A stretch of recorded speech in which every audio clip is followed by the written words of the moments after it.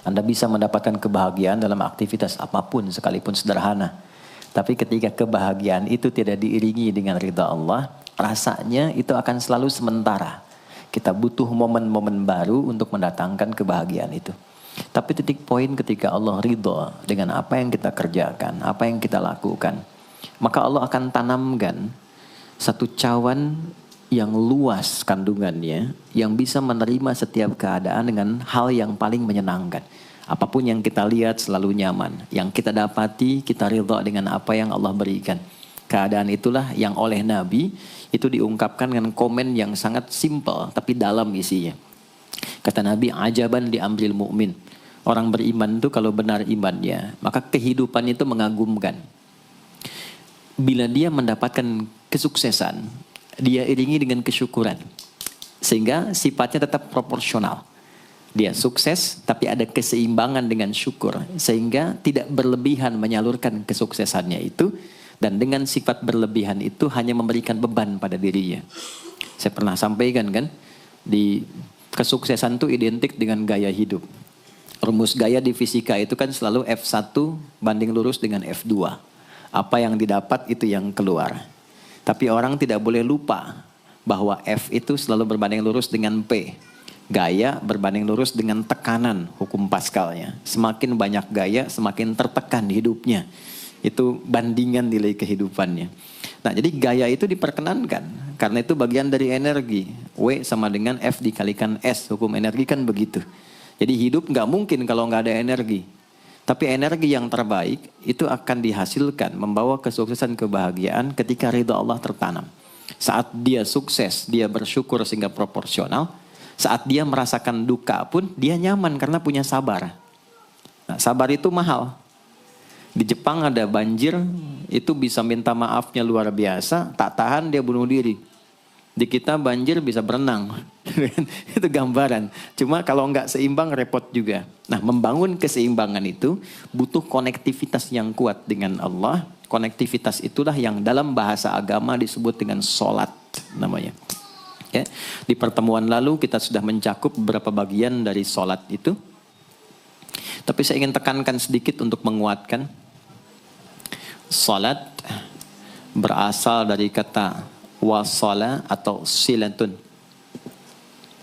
Dasarnya kata wasala yang berarti terkoneksi dengan kuat.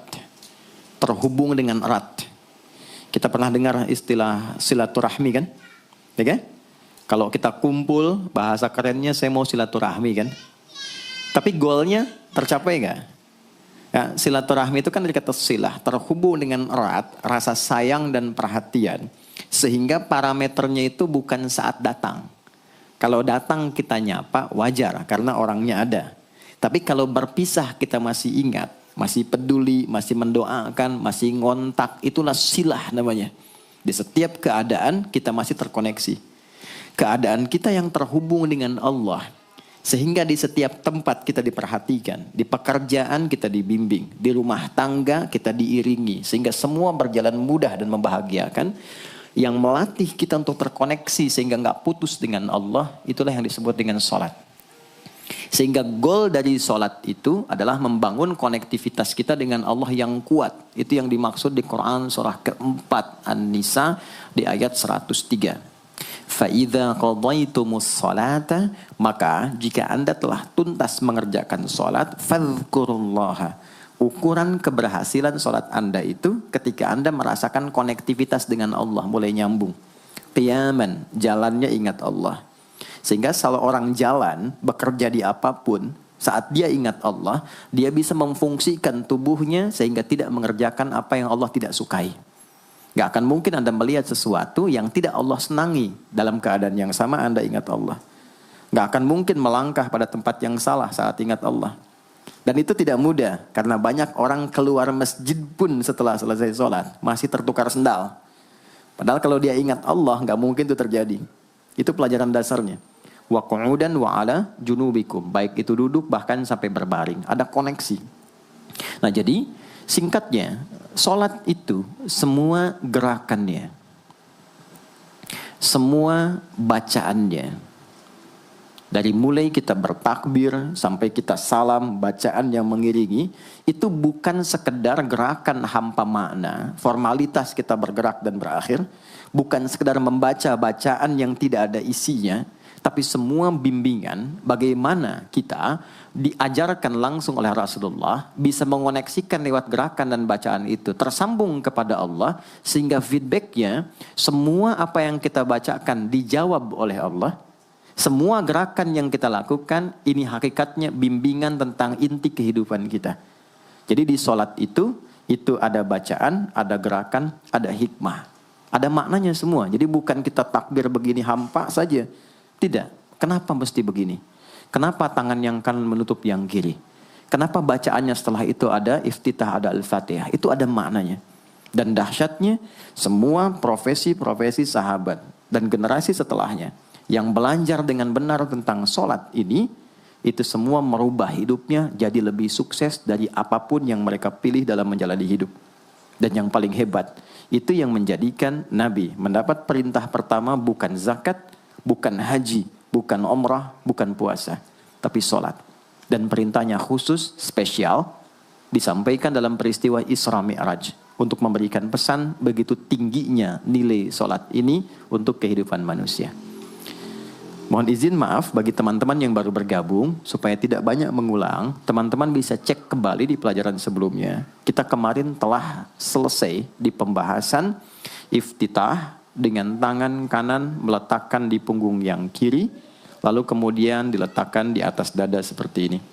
Kesimpulannya adalah, saya cepat saja, dari mulai kita bertakbir, kalau ingin terkoneksi dengan Allah, maka fokuskan diri kita untuk tersambung. Buang urusan dunia semua ke belakang. Jangan bawa dalam sholat. Kalau ingin kita tersambung dengan Allah, tepikan yang lain, hadapkan diri kita, pasrahkan. Hanya Allah yang tinggi, yang agung, yang istimewa. Kalimat agung, tinggi, istimewa, itu disebut dengan akbar. Maka kita ucapkan Allahu Akbar. Kita buang semua urusan dunia ke belakang, pasrahkan diri kita, hadirkan sekarang hanya Allah yang agung saja. Itu poinnya. Kenapa problemnya? Tidak sedikit orang sholat itu sulit menemukan kekhusyuan. Karena dia bertakbir masih membawa dunia. Dia tidak sholat dengan memahami gerakan takbirnya. Dia jadikan sebagai formalitas. Apakah benar? Secara fikih benar. Gugur kewajiban, dapat pahala sesuai keikhlasan. Tapi value dari sholat yang mahal itu nggak dapat. Itu poinnya. Buang semua urusan dunia. Kemudian tambatkan diri kita hanya kepada Allah. Dan uniknya kata Nabi, di fase itulah setan mulai bertugas yang mengganggu kita. Supaya kita tidak fokus untuk memahami dan melakukan apa yang kita baca dan kita gerakan. Ada setan khusus menggoda orang sholat, namanya khanzab. Nanti ada 9 jenis setan yang detil tugasnya itu berada di sekitaran kita. Mungkin satu kali Mas Baim kita belajar tentang fikih setan. Belum pernah ada kan ya? Anda kalau kesini cuma tahu jalan yang lurus, nggak tahu macetnya, nggak tahu lubangnya, sulit menghindarinya. Kebanyakan orang belajar tentang malaikat, tapi nggak belajar setannya. Sehingga nggak tahu setan apa yang sedang memprovokasi dirinya. Di Quran, malaikat disebutkan 88 kali, setan disebutkan 88 kali. Kalau kita cuma dengar motivasinya, nggak tahu provokasinya, kita nggak tahu bagaimana cara menghindari yang ini. Itu poinnya. Khanzab itu, dia menggoda orang sholat, dimulai dari takbir.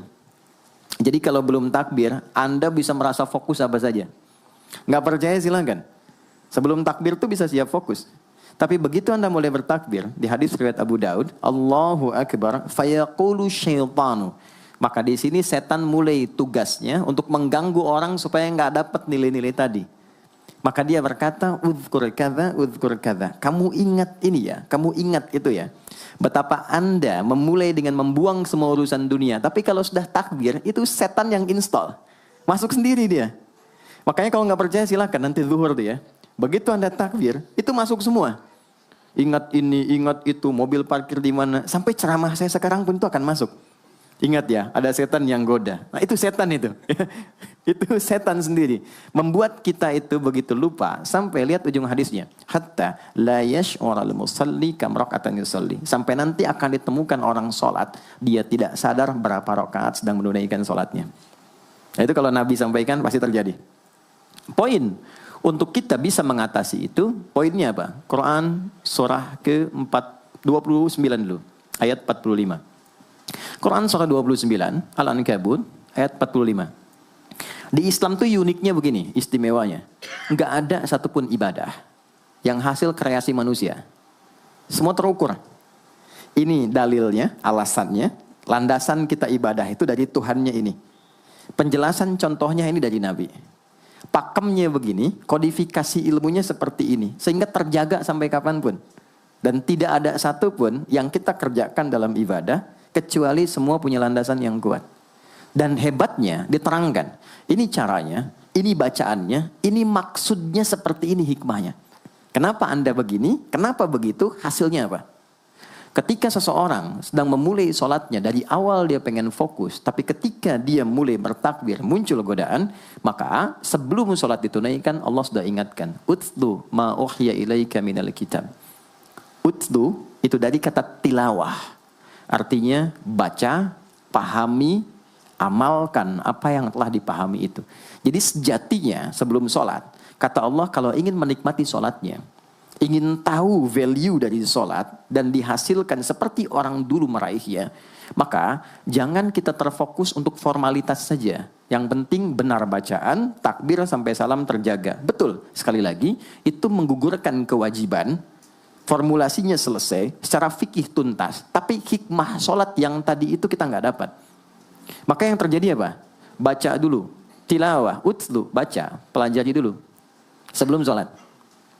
Kemudian pahami, kenapa takbirnya begini? Kita kemarin sudah belajar. Kenapa tangan kanan menutup yang kiri? Apa maksudnya sampai kita diperintahkan sholat? Bagaimana kemudian saat kita baca Al-Fatihah? Kenapa yang dibaca itu? Apa yang jadi bimbingan dari Al-Fatihah untuk kehidupan kita? Kalau sholatnya seperti itu akan merubah hidup kita. Itu langsung Allah sampaikan demikian. Lalu kerjakan, wa aqimis shalah, tunaikan sholat seperti aku tadi isyaratkan, kata Allah. Inna sholata tanha 'anil fahsya wal munkar. Maka jika engkau menunaikannya seperti itu, sholat akan merubah hidupmu. Itu kata Allah tuh. Minimal mendorong kita berbuat jadi lebih baik. Jadi bukan sekedar menjadikan kita pribadi baik, tapi semua yang kita kerjakan menjadi lebih baik. Itu sholat. Itu yang bisa merubah seorang Jundub bin Junadah yang dikenal dengan Abu Dzar Al-Ghifari. Ini teman-teman, kenapa Ghifar itu viral? Ghifar itu adalah desa pembegal. Jadi semua sekampung begal semua.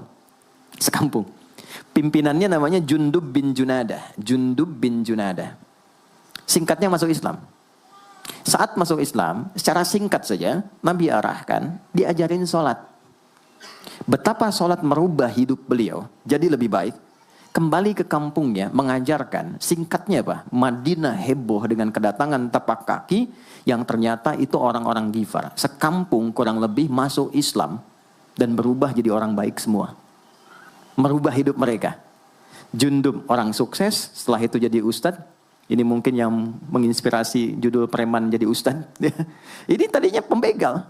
Pembegal semua. Sekampung sukses, jadi orang baik, aktivitasnya berubah, lebih berkualitas. Untuk memberikan inspirasi ke generasi masa depan. Bahwa kami dulu pernah begini, dengan sholat kami berubah, kesuksesan kami raih, maka diviralkanlah nama daerahnya. Tambahkan al di depannya, ujungnya tutup dengan i. Maka dilekatkan nama bekennya, kunyah, namanya Abu Dzar. Abu Dzar Al-Ghifari. Al-Ghifari itu untuk memberikan kesan begini, saya ini dari Ghifar. Itu kampung jelek, desa tempat pembegal, tapi Islam merubah, saya menjadi lebih baik. Sholat mengarahkan saya punya kualitas hidup yang lebih baik. Itu poinnya. Sejak peristiwa itu, orang-orang Islam dari manapun yang bukan Arab, itu selalu melekatkan nama daerahnya untuk mengenalkan.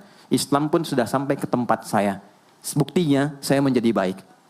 Ada namanya Muhammad, punya bapak namanya Ismail, punya kakek namanya Ibrahim, kakek buyutnya Al-Mughirah, eyang buyutnya Al-Bardizbah, tinggal di kecamatan Ju'fah, kabupatennya Bukhara, provinsinya Khorasan, negaranya Uzbekistan sekarang. Maka karena dari Bukhara, dia kenalkan diri, datang ke daerah Arab, saya dari Bukhara. Rumus yang sama, tambahkan al di depannya, ujungnya i. Maka dia katakan, Ana Al-Bukhari. Itulah Imam Al-Bukhari. Bukan orang Arab. Kita punya guru besar Syekh Nawawi dari Banten. Ana Nawawi Al-Bantani. Ana Ahmad Yasin Al-Padangi. Tapi kesan kota itu untuk menunjukkan Islam telah sampai ke tempat saya dan merubah saya menjadi lebih baik. Kang Baim datang ke Mekah, umrah, katakan saya Baim Bong al tanah kusiri. Maka kesan yang dibangun itu telah sampai ke tempat saya, merubah saya lebih baik. Saya Arman al Pondok Indahi misalnya kan, tidak masalah. Itu sah. Dan orang mengenal, oh rupanya Islam telah ke setiap wilayah. Tapi value-nya sampai enggak. Jangan cuma kita katakan saya dari fulan, saya dari tempat A. Poinnya adalah apa yang merubah engkau dari Islam menjadikan engkau lebih baik. Jadi kalau ada orang Islam mengaku Muslim, lisannya tidak lebih baik. Maaf sekali, telinganya mendengar tidak yang baik, perilakunya kurang baik, maka dipertanyakan klaim keislamannya. Sudah sejauh mana saya mendapatkan keberkahan dari Islam itu? Itu yang menjadikan kenapa sholat paling pokok dipaksa kita wajib. Bukan karena sujud rukuknya. Anda tidak sujud pun tidak akan menurunkan status Allah sebagai Tuhan. Tetap Tuhan. Tapi ternyata ada value besar yang dengan kasih Allah diminta kita sholat supaya kita minimal jadi orang baik. Dan sukses dalam hidup.